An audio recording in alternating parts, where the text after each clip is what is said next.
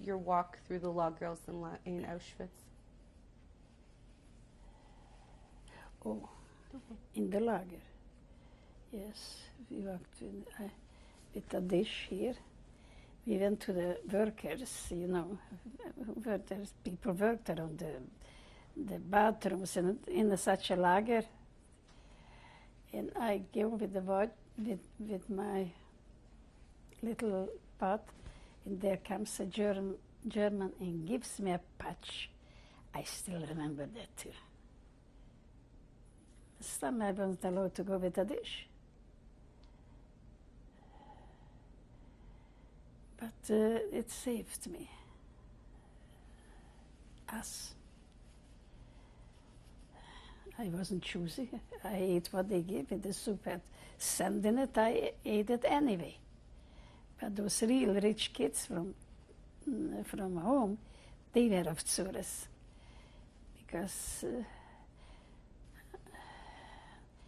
anyway, when you went out from the lager, you saw between the two lagers dead people covered up and so on. You get used to it. It's a funny thing. You just get used to it. This is life. During the day, yes, you went through for walks. You met people. You met a lot of people. In the meantime, once I saw how a young blockertester, how she was hurting an older woman. It's like a schlung she had it. And you look at it and go away. But those happened to, did you hear ever of Rabbi Earlbaum? Rebbetzin Earlbaum's sister. I'm sure you heard of this, of Ethel. But on the other hand, when you think of it, when we came, those girls were there already the 4th year. You must take that under consideration too. But you didn't want to accept it. You took it under consideration, but all you saw as a young person, I don't know, with a stick or with a hand, I don't remember.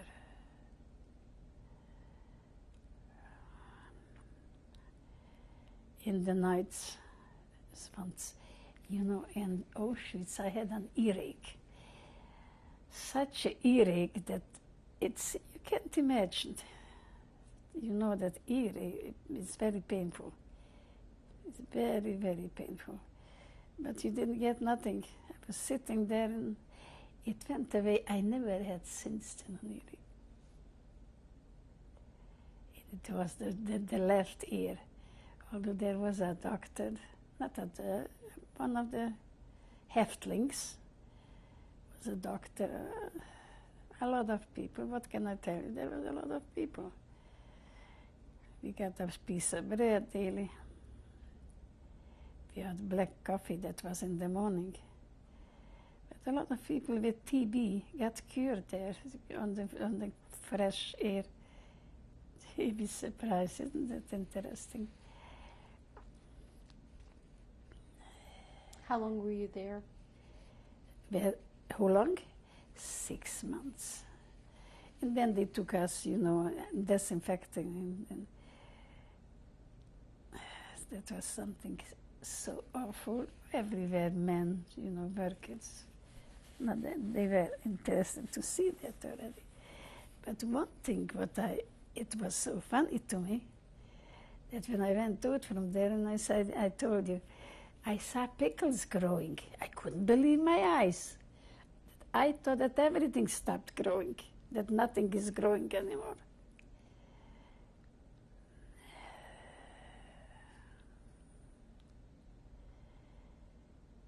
And you know that you can speak from Auschwitz, God knows how long, but I see no point in it.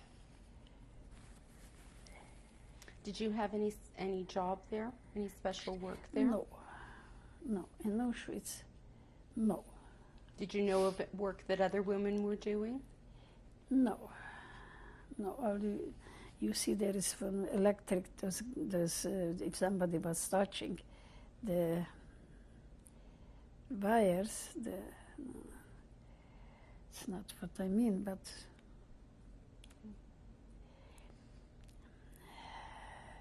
Did you see other people there from your town?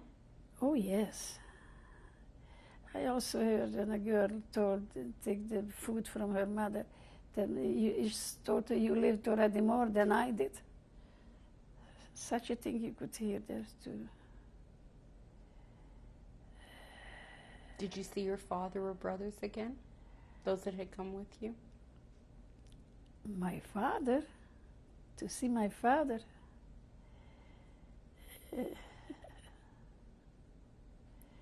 They killed him, I guess, the same day.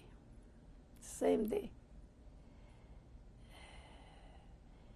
If I wouldn't have a little niece, maybe there would be a third sister with us now. But she went with the child. How old was the niece? Oh, my older sister's child. How old was the child? The child must have been 5 years old. And what did she do there? How did you protect her? How she was there? She was in our house for a few weeks. And then she came with us. And their parents went later on from Hungary, real Hungary, the Komárom.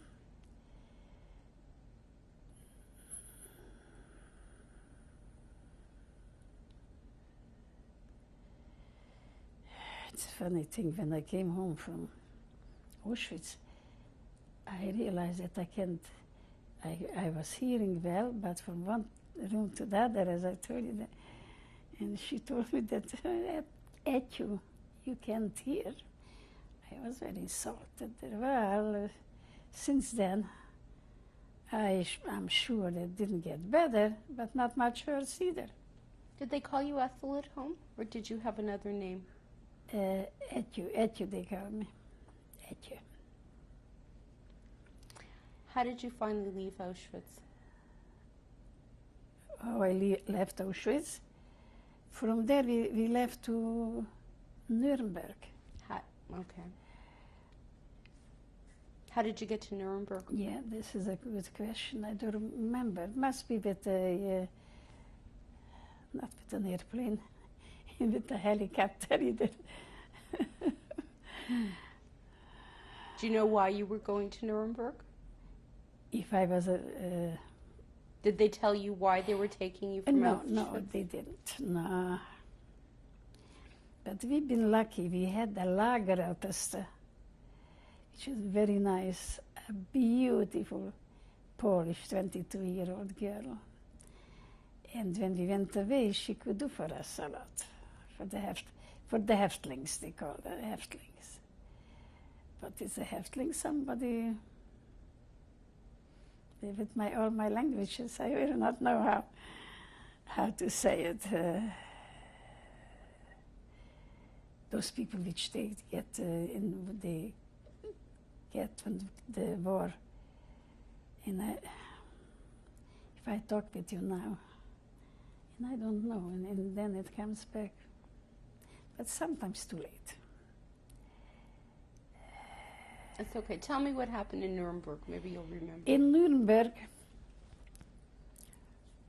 they took us in a bombarded cinema.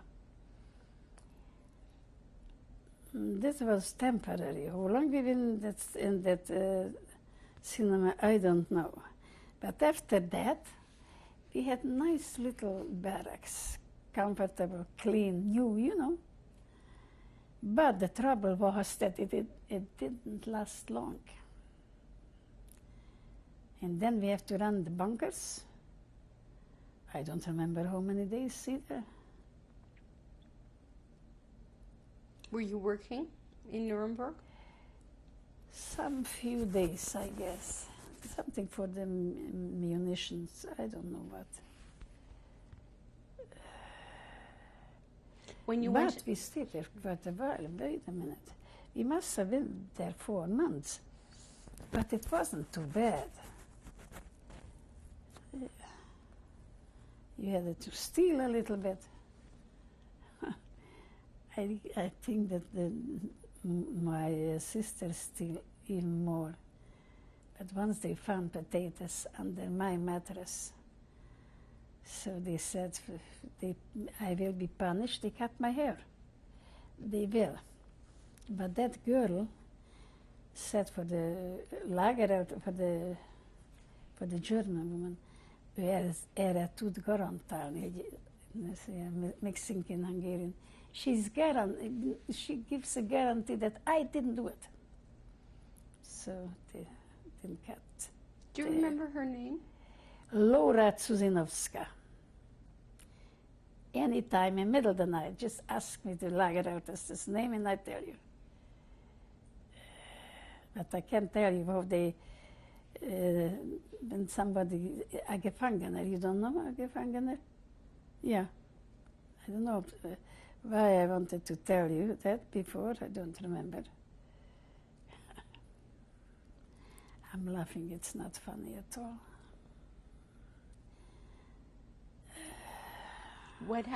You said you remember having to go into bunkers. Yeah, but I don't know, this wasn't right away. It wasn't right away. We were living there and it was pretty, it wasn't bad. There still was food. How many people were there? Do you remember? How many? How many people there were there? A few hundred. Did they all come from Auschwitz, or? If they've all come from Auschwitz. But I don't remember, I believe that not everybody was taken to Auschwitz from the lager. Of course there were people which I recognized. Who can recognize? I mean, to a few hundred people, but to a few which you were closer, you know.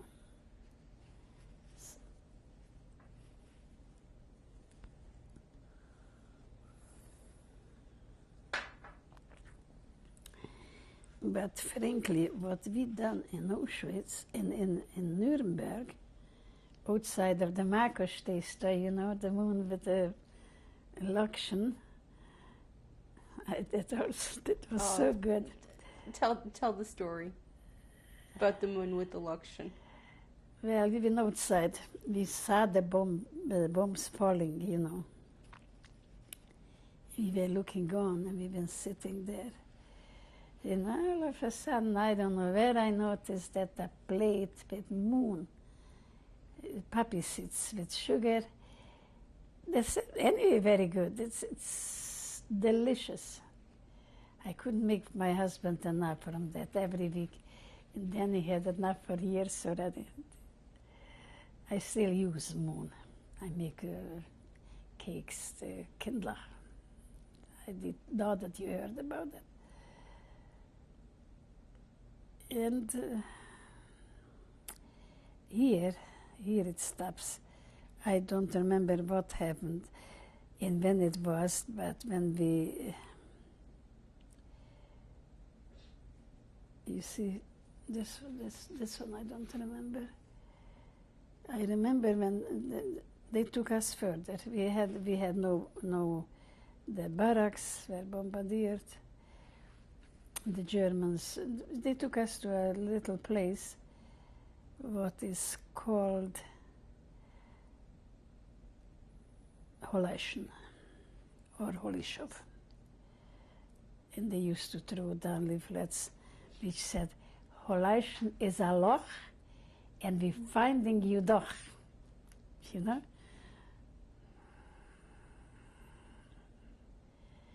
I remember then once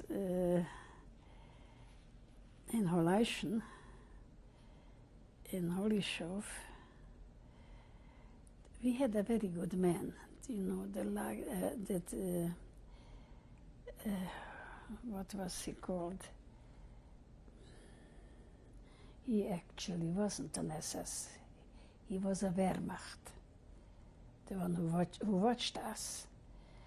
And then this girl could have from anything. So that was our luck there in Holy Shove. And, you know, it didn't last too long. And the girls already lice. And that comes from not eating properly too, not only from not being clean, you know, from not eating. And then I told you how my sister picked some grass and she ate that.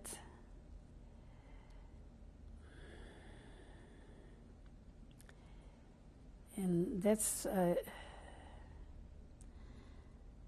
in Holy Shove was already, we felt the end coming.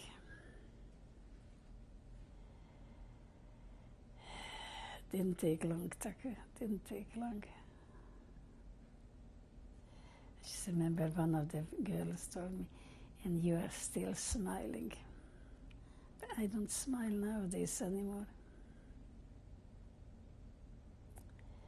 When you are not well, you really don't feel like to smile, but I'm not always sick on the other hand, till the afternoon. And I'm not doing nothing because I have a terrible headache then. With the busing together, and I can do nothing. I'm sitting, you know, sitting, doing nothing. And then when it goes away, my eyes open.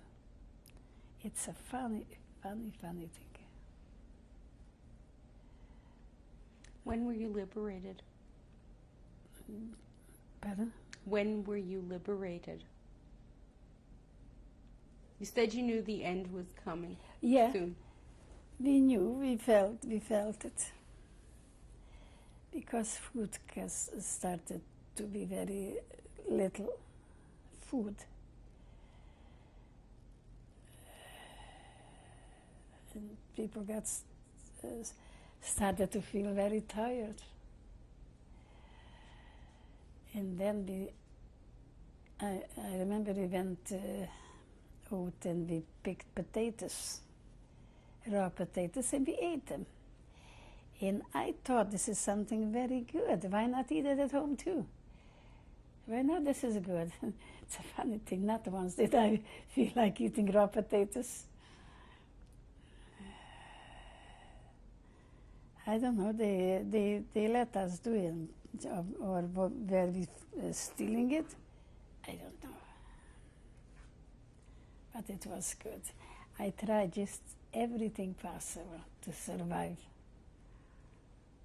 Yeah, and besides, I forgot with my sister, I had such a problem in Auschwitz. She was sick, she went to the hospital. There, beside the beside the barracks, there was the hospital.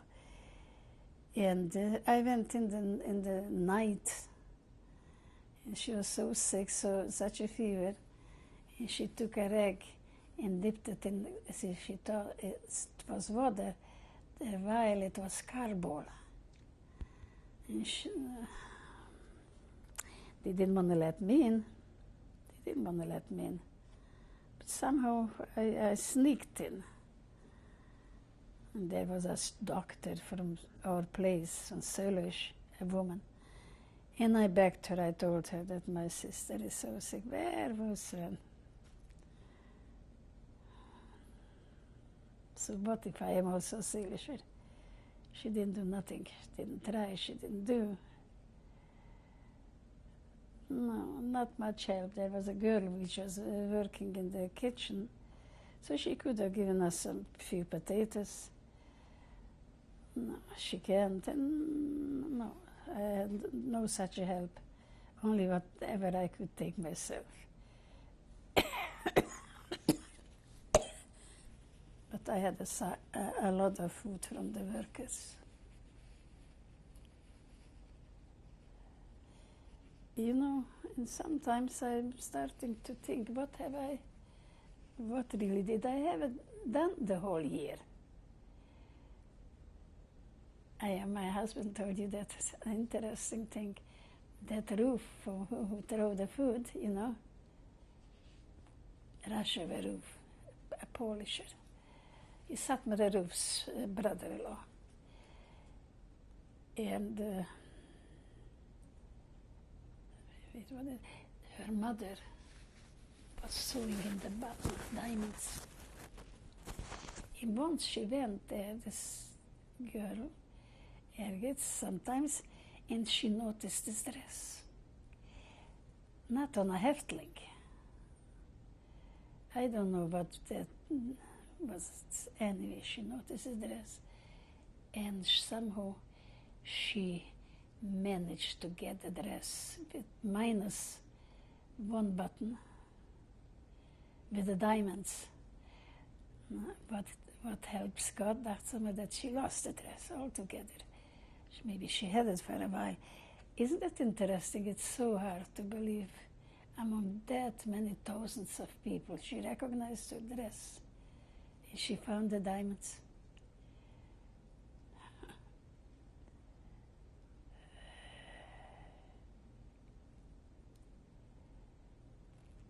What happened after Holocaust?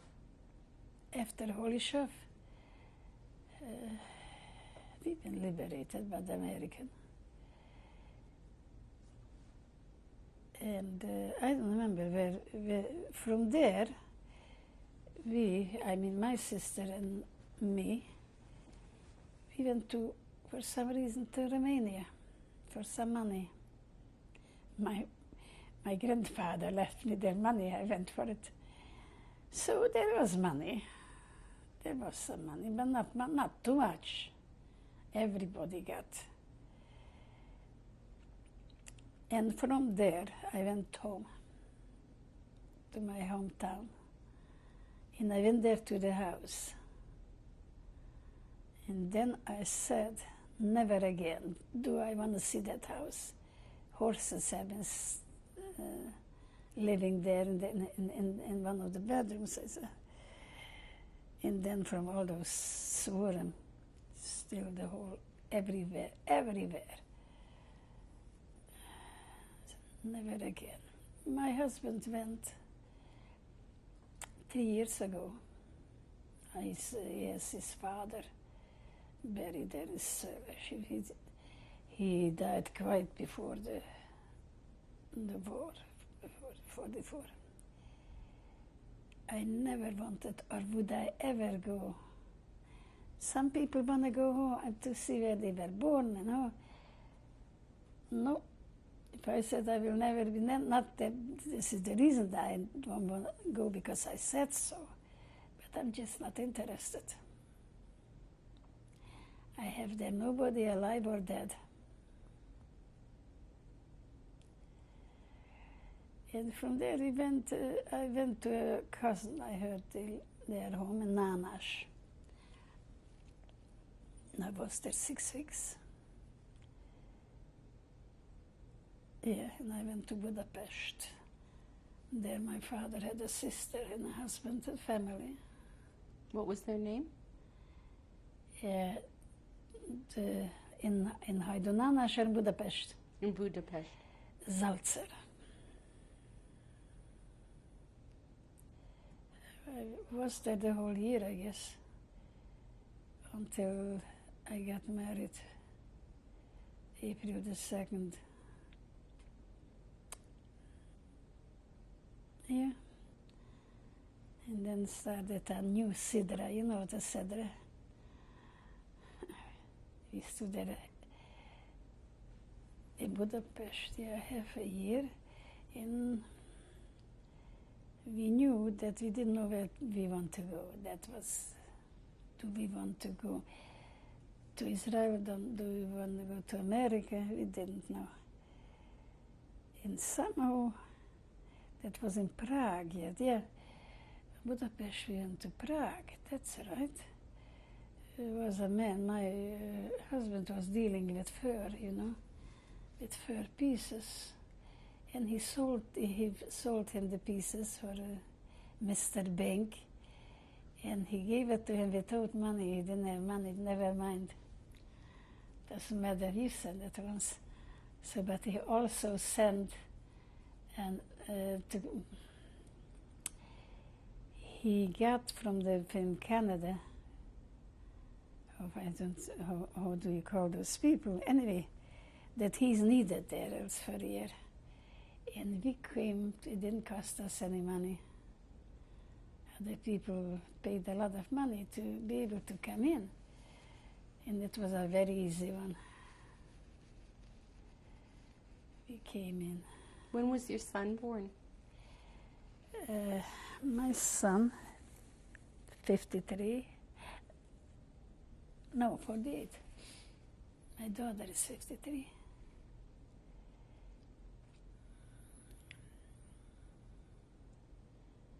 So what happened when you came to Canada? We had a place. I mean, my sister was his before. My sister wasn't all the way with us because we were in the middle of nowhere. So she went to England. She went to school there. Which sister is this? I'm sorry. What was her name? Frida Weiss. She lives here 2 houses. The corner of Callison in Clinton Park. We had a place to stay. 6 weeks we went there because my son didn't do anything else. He had one thing to do, crying. So the woman was pretty nice to us yet, but we couldn't stay there no matter. She liked us because I watched her, I kept everything, you know. She should have nothing against that, but that wasn't enough. Then we moved to Shaw Street.